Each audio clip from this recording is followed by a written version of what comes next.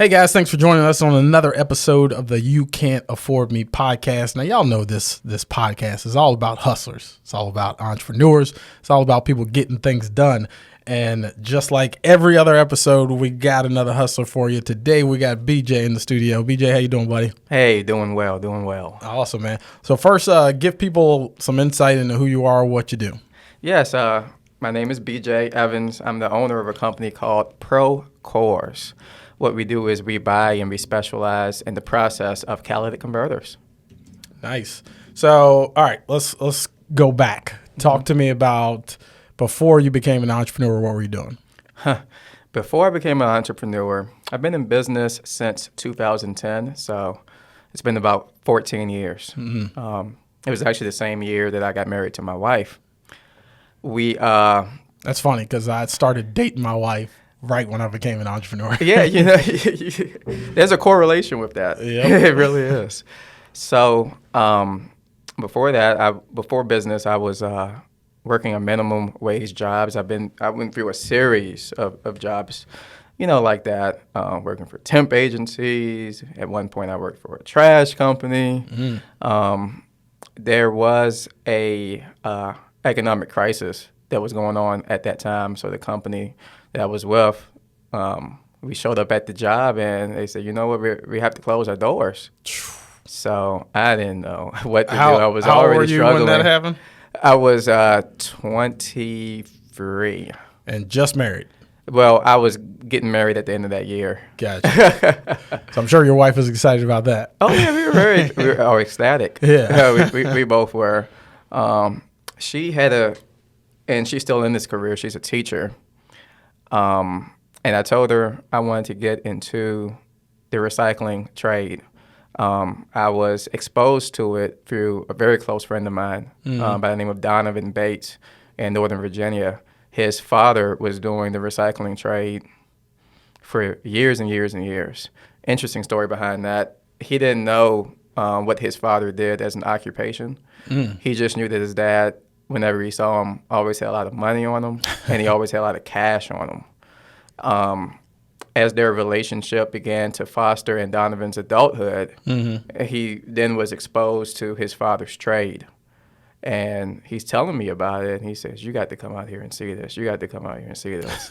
So I'm saying, all right. I guess I have no choice.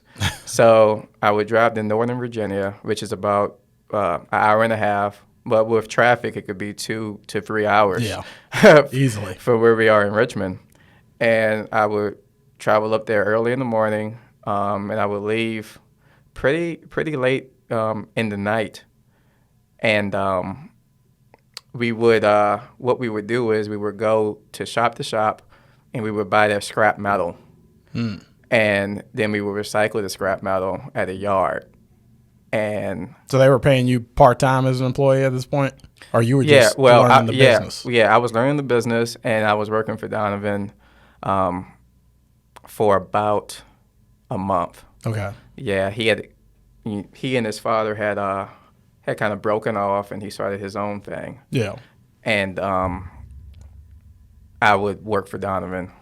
After that, he went through some things. And I brought it back out here to Richmond. But I brought it back out here to Richmond right after I was laid off from that. Well, actually, the company that I was working for went down. Yeah. Yeah. So what was it in your mind that at that moment said, because this is a defining moment in your life. Oh, yes. What was it about that made you lean towards business ownership versus dusting off your resume and going to try to find another job? Well, I didn't have a choice at that point. I knew that the recycling industry could be lucrative. It all involved in what you put into it. Yep. You put the time in, but at the same time, there was a big learning curve. And so I was forced to be in this environment where I just had to make it work. There was no choice. Yeah. I was going through a lot. I was behind on bills. I had a lot of payments that I had to do. I had a lot of responsibilities. And had no choice. So I'm interested there in terms of, because there's a switch, I believe, that goes off for every entrepreneur at some point in their life where First off, was this ever a thought in your head that like one day I plan on owning my own business? No. Okay. So going into that, being forced into a situation where it's like, okay, like I got to take care of me and my wife. Yes. Because like you said, you had no choice, but you know, you could have found some other part-time job, like done something in the meantime, but you chose to fully embrace yourself into that world. Yes. I believe that the quality of entrepreneurship was there before. With some of the instinctive things, I've always questioned everything, always wanted to figure things out for myself and get to a solution myself. So that's an instinctive quality that every entrepreneur has, and it's fostered and it grows down the line, especially as you get more exposed to business. Gotcha. So I, at that point, I wasn't, I was in a situation where I just had to make it work. Yeah. And the dilemma was, hey, I have my car here. I gotta put this metal in my car. Yeah. And we decided, I decided to say, you know what? I'm through with the aesthetics. The responsibilities that I have are more important than the aesthetic of this car. Yeah. And so I trashed that car. Yeah. What kind of car was it? Yeah, it was a 2007 Dodge Stratus. Okay. Yes, okay. yes. Afterwards, after my dad saw what I was doing, he let me borrow his pickup truck. Nice. Ended up keeping the truck. I'm debating getting the truck now because, like, with a couple lots and stuff I got, I'm like, I can't put this stuff in my SUV. Like, I'm going to have to break down and get a truck at some point. Yes. So, like, you're the first person I've talked to, like, in this space because this is something that you don't typically hear a lot of. And I think it's important for a lot of people to be aware. You know, we're kind of drawn to the light, like the shimmery things where it's like, but it's these quote unquote dirty jobs that often pay the most money, and it's the things that are often overlooked. So talk about the industry and like why, because you've been in this for 14 years and you're still going strong. Why is this still a good space for you right now? Well, you'd be surprised. You may not hear about it quite often, but you do see it.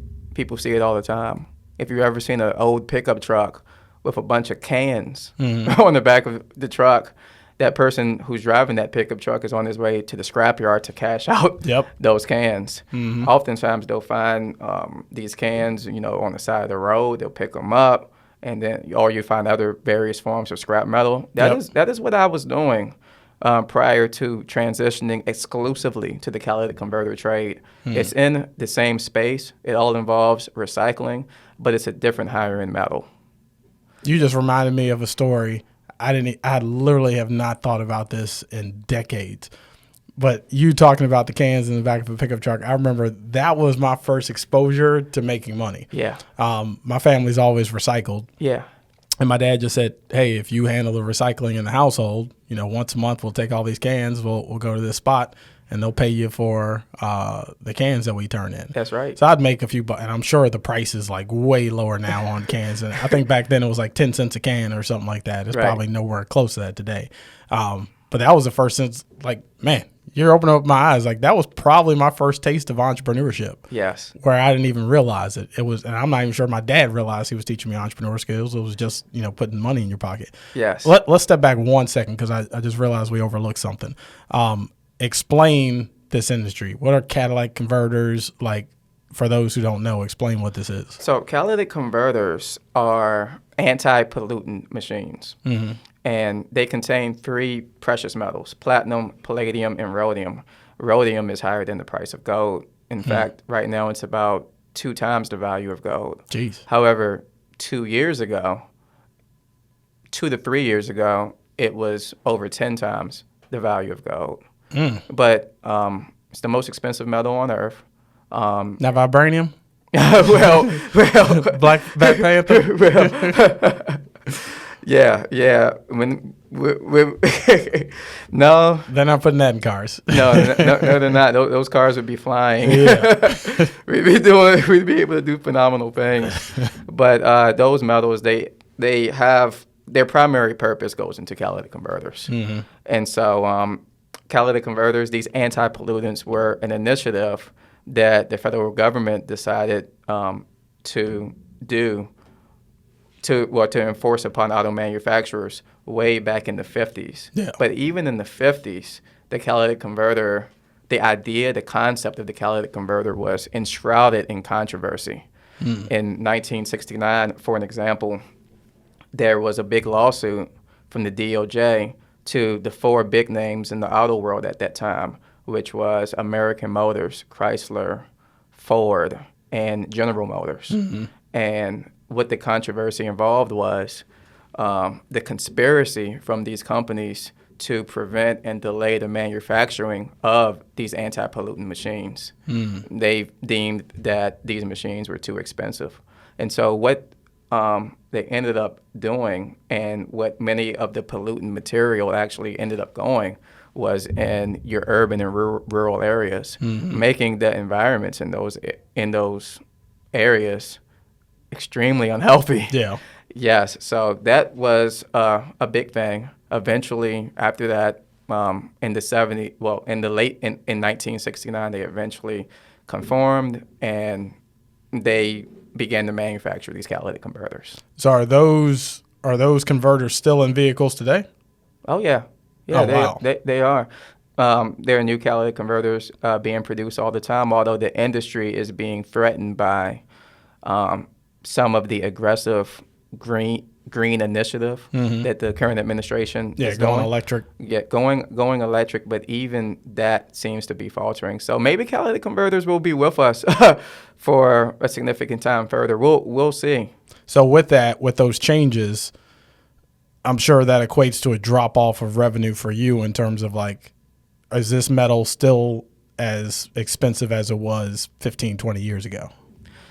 It's they're actually more expensive right now than what they were 15 years ago. So you personally, your company goes into junkyards, places like that, and you rip those off. So talk about that model. Like, how do you set up a relationship with a junkyard so that you have the accessibility to go in there and rip this off? Do you have to pay that junkyard any fee? Like, how does that look?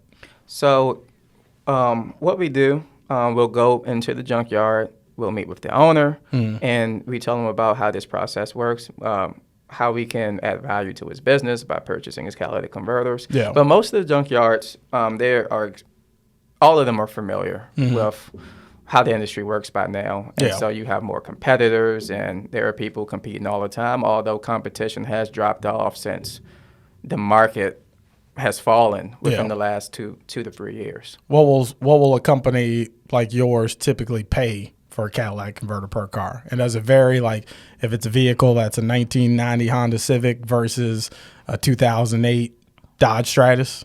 Oh, yes. It all depends. It all depends on the state where it's manufactured, based on the various emissions laws of that state, and also the country where it's manufactured at. Gotcha. So you have catalytic converters that, are produced in an area that doesn't have as strict emissions standards. And so the value of those catalytic converters will be less than a place like California, for an example. Yeah. Who has... They're going hardcore EV. Hardcore EV. Because I think I heard by 2032 in California, they won't allow gas-powered vehicles to be sold anymore. By 2030, yes. But I have a feeling... 2030, geez. Yeah, I have a feeling that could be changed. Yeah. And that's because the electric vehicle concept, we're just not there yet. We'll see where we'll be in 5 years. Yeah, there are not enough charging stations. If you don't have... Tesla has the hold on the charging stations. Because I've actually been looking into a Ford F-150 Lightning, their electric version. And everything I've read is just like... Because you can't go up to a Tesla charging station and charge your Ford Lightning.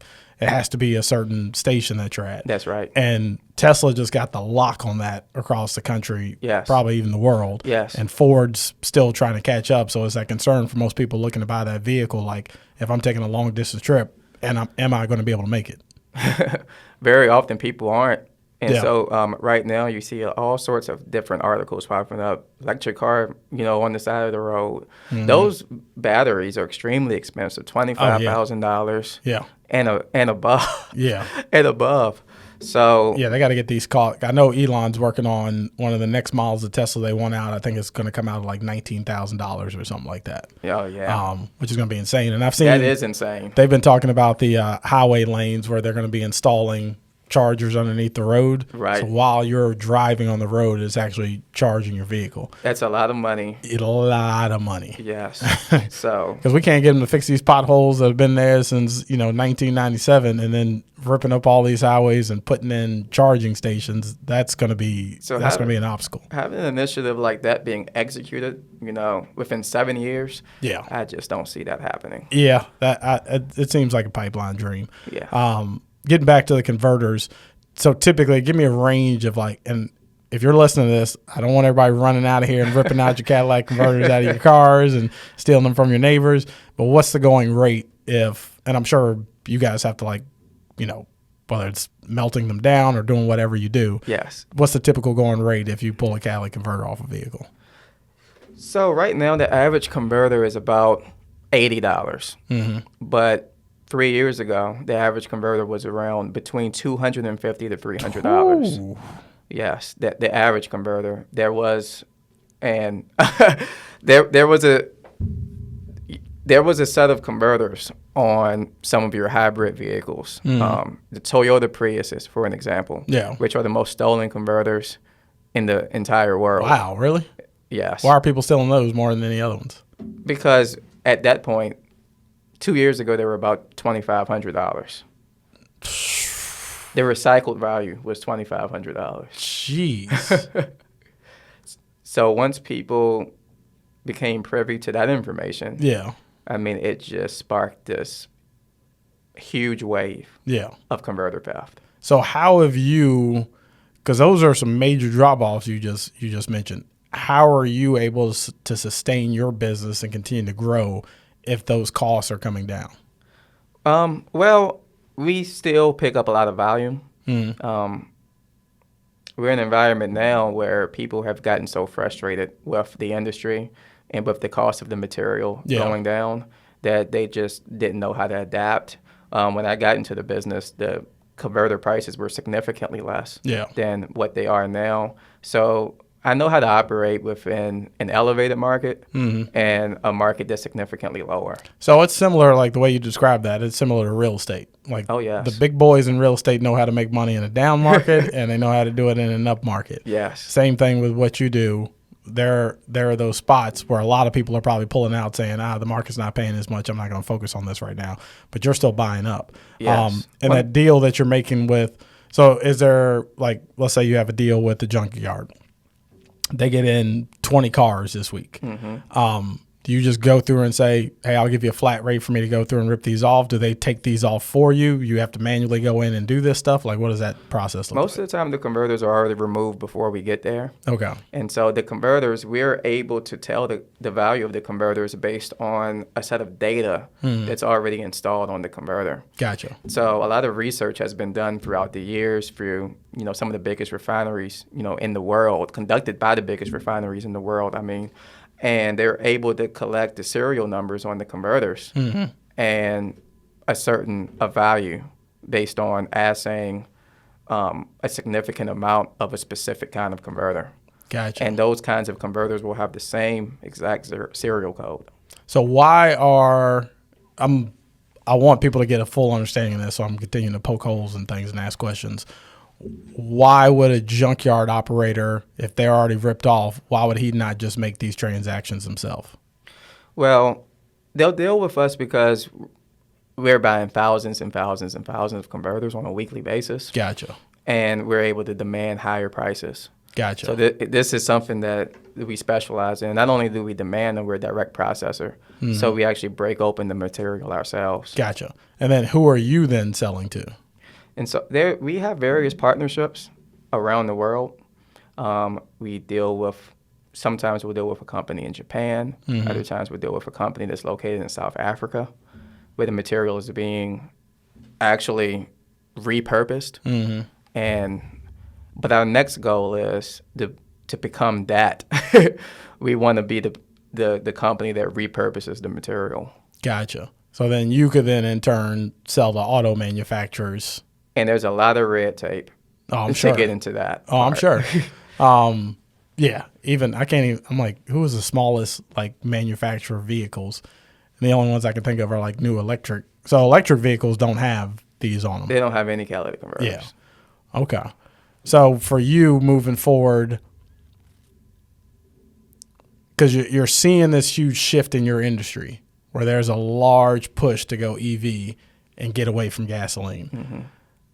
How are you mitigating that? Like, how far ahead are you having to look forward in your business to make sure that you can maintain this for the long term? And with that, let me give you a two-part question on that. Do you have an exit strategy with this business? Yeah, well, this, as far as the recycling industry is concerned, it's always repurposed itself. Mm-hmm. And so you have, at one point there was a demand for coal. Yeah. And there was before that, it was demand for horses. Yep. And that's not recycling, but as far as travel is concerned, Yep. the industry evolves. And just like the travel industry evolves, the recycling industry evolves. Catalytic converters haven't always been around, but the largest refineries in the world, they were recycling another form of metal. Mm. And so right now, there's a lot of discussions within some of the inner circles about cobalt. Mm-hmm. The cobalt metal, it goes into your these electric car batteries. Yeah. And so everybody's been talking in the inner circles, we need to transition more into cobalt, into repurposing that, seeing what we can do, collecting the metals that go into these batteries. Yeah. So we'll have to see, but I suspect that catalytic converters have a longer life expectancy because of the deficiencies in the electric vehicle models currently than what people are suspecting right now. For sure. If someone was looking to get into this industry, like they're hearing you right now and they're like, man, this is a business I could get behind. What do the startup costs look like? And let's say within their first 3 years of business, what type of income could they look to generate? It all depends on what you put into it. That's all. There's sacrifices that you have to make that I've made that I can expound upon, but it all depends on what you put into it. Yeah. You have to know what you're doing. It's easier to get into the industry and through the recycling industry, through the overall recycling industry. Yeah. It's easier then. It's a better way and a quicker way to build your money and afterwards you can transition to more of the higher end metals. You have, for an example, right now the price of platinum is currently about $900 an ounce. And so catalytic converters they're still expensive. They're averaging 80, but they're still expensive. So if you don't have a few $1,000s right now, you're not going to be able to buy a significant amount of catalytic converters. But you can build your money up by going into one of these auto repair centers and buying their scrap metal and turning your money over from there. Gotcha. Yeah. I want to just give people an idea. Give us a rough estimate in like your first 3 years in business, like the third year, what kind of income was your business generating? When I initially got into the business, I didn't think about how much I was gonna make. What I wanted to do was, when I knew that I was for sure going to be doing this, what I wanted to do was please my clients. And so initially, especially me being very young, being who I am and being different than my predecessors in the industry. Yep. There were many occasions where I would even out with clients just to land their business. Yeah. And eventually start building a relationship so that I can then become profitable. So you made a very good point there is, number one, you went into this with the thought process of like, I'm not chasing money, money's going to chase me. Yes. And then that relationship capital. Yes. Like a lot of people, a lot of entrepreneurs starting a business, they're not willing. We live in a society where we want what we want and we want it right now. Right. that's not the way it works in business. Right. Like it's funny to me because every single business I've started, and I think I'm up to 9 or 10 right now. Every time I start one, it's like, oh yeah, this is gonna be a piece of cake. Like I know the market for this and blah blah blah. We're gonna get this started. I'm gonna be profitable within the first 2 months. It has never worked out that way, ever. No. But now, 10 years into the game, you've been in the game 14 years. I've been in my industry 10 years. The relationships that I worked on 9, 8, 7 years ago, Yes. are now coming into full fruition. Oh, yes. Like, and that's just something people have to get in their head is like, you're going to have to devote a lot of time to this. And it needs to be something, if you're starting a business, you need to be in this for the long haul. Yes. Like, because it is much easier to work a 9 to 5. Yes, it is. Hands down. Because when you work a 9 to 5, when you clock out at 5 o'clock, the last thing on your mind is work. You're right. When we walk out of our office, it does not stop. Never. You're always thinking like, okay, what can I change here? Or I had this problem with this employee, or man, I got to get back to this client tomorrow. We got to write this quote, whatever it is. Like it's constantly go, go, go, go, go. So for your journey as an entrepreneur doing this now for almost 2 decades, what have been some of the greatest things where you look back and say, man, I'm so happy I decided to be an entrepreneur? The relationships that we were able to build, Mm-hmm. and not just that,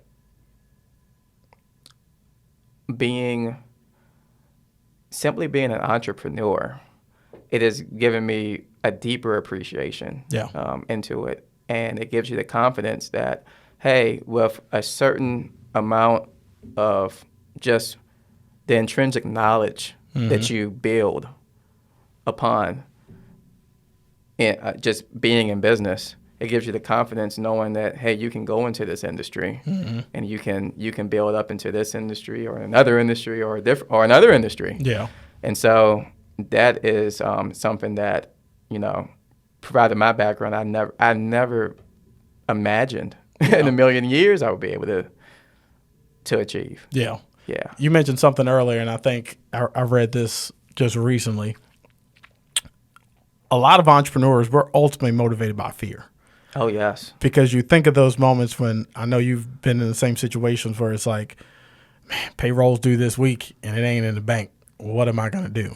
And it has amazed me every single time where I've just figured it out. Whether it's I went out and got those contracts that I was talking to somebody 6 months ago about, I got them to sign today, or a client decides that they're just going to pay me up front for the whole year. And it's like, it's always worked out that way. But that fear is a two-edged sword because that roller coaster ride, I think we live off the high. Like it's the fact that we don't know what next month looks like. Right. Like we have estimations and we're planning for things, but we have no idea. Like next month could be our worst month ever, or next month could put us in a completely new stratosphere and we're in a whole nother level dealing with clients that we never dreamed of. That's right. Yeah. One thing about me is that I'm constantly reminded to go back into the basics on how I first started. When I first started, I provided a service where I was always available. I worked 7 days a week. When I was working a job, you're working 5 days. Yep. You're working a set amount of hours. When you're an entrepreneur, as you said, it doesn't stop. Yeah. So I had my business available for companies to sell to me and for me to service them 7 days a week, on holidays, Christmas, Thanksgiving, all of that. And that People really buying helped. Cadillac converters for Christmas? Oh, yes. Oh, yes. They sell Catalytic converters on Christmas. Yes, they do. Some of these major yards, they say, hey, are you available? Like, yeah. Yeah, I'm available. Yeah. For the right amount, I'm always available. Yeah. And that's a difficult thing. Like often on this podcast, I talk about work-life balance. In my mind, there's no such thing as an entrepreneur. Like it's never going to be balanced. But you find your spots and you make it work. And you have those conversations with your wife and you're like, I do my best. Like since we've had children, I rarely work on the weekend. Right. But one, I put in all the work up front so that when I did have a family, I wouldn't have to do that. Right. But there's the occasional time when like job comes up and it's like, I can't pass this up. That's like, right. I got to go do what I got to do. That's right. And it's setting that tone in your household to understand, like, daddy's got to go do this. Yes. It's not like this all the time, but this is something for our future and what we're building towards. Yes. Now, if I'm going to work on the weekends, I deal with the regulars, people who I've been dealing with for years over the weekends. So it's open to them, and it's a perk that they enjoy. Yep. Because most of these other yards, they're completely closed. They don't have any operating hours on Saturday and especially Sunday. Yeah. So what is one of the greatest lessons you've learned as an entrepreneur? I've learned a lot of lessons, but one of the greatest lessons that I've learned, because I'm still learning. Yeah. Constantly learning. One thing that I'm learning now is that it's very easy as an entrepreneur to become totally engulfed in your business, where your personality is attached to it, and you can't even see yourself without that business. I said for years, I'm an entrepreneur before I'm a black man. Yeah. But it can become problematic because you'll begin to compromise all sorts of things, and you can lose yourself. I've seen it happen with others, and it's happened with me before, and I had to get checked. Check yourself. Yeah. And it's also important having the right people around you that can check you. Yes. Like, it always amazes me when, let's use pro athletes as an example. Like, let's take Ja Morant. Yeah. That kid was supposed to be the face of the NBA. I know. Like, he was the next one that was supposed to take the throne. And this fool want to play gangsta, pull out guns on Instagram Live and all this crazy stuff. My whole thought, like, the second all this news started breaking about him, I was like, who are the cats that are around him? Because if I'm the dude with no talent and from the hood, my boy made it and he put me on payroll, I'm doing everything I can to keep, because that's the bankroll. Yeah. I'm doing everything I can to keep him out of that. But as an entrepreneur, you have to make sure that you put the right people around you. I don't need yes men around me. You're right. I need people that are going to check me and say, Sam, you went a little too far this time. Right. Or, hey, you probably shouldn't have did that, and here's why. Right. Because it's a very humbling thing to also be an entrepreneur, because it is. Your ego is going to get checked a lot. Yeah. Because innately, I think we all believe we know what's best. But you have to get to the point where you recognize, here are my major strengths, and here are the things I lack in. Yeah. I'm going to surround people around me that have these things that I lack in, and I'm going to focus on the 2 or 3 things that I can be great at. That's right. It's something that you actually have to intentionally do. Absolutely. Because if you don't, like you said, it's very easy for you to get an inflated ego. You think that everything that you're doing is, right or the right way. And then there's people around you that can benefit from you monetarily. And they're just going to tell you what you want to hear and pump your head up. But once that's happening, you're already on the road to destruction. Absolutely. Absolutely. Well, man, this has been, like I said, I've never had anybody on the podcast in an industry like this. So this is very refreshing. I like to expose the audience to a number of different things that they can do, because entrepreneurship is a big world. Like, there are a ton of different avenues and routes that you can take something. Let's end on this, because we're both family men.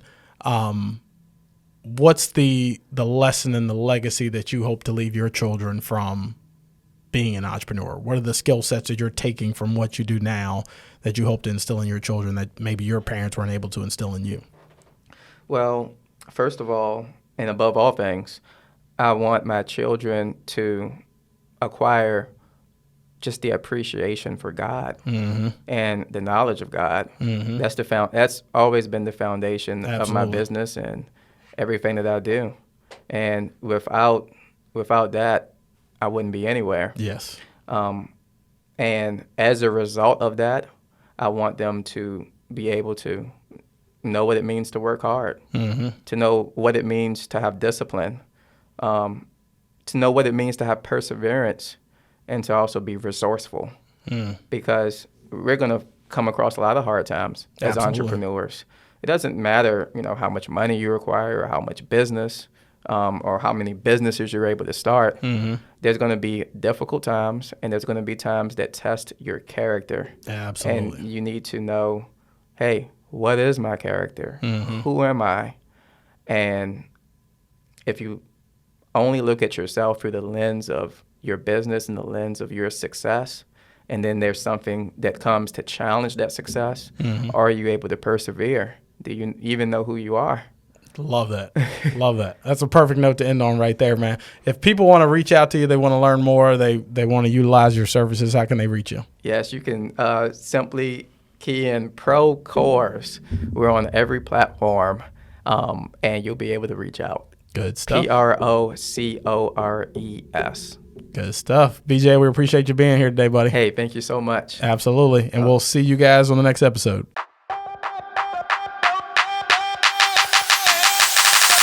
Yeah.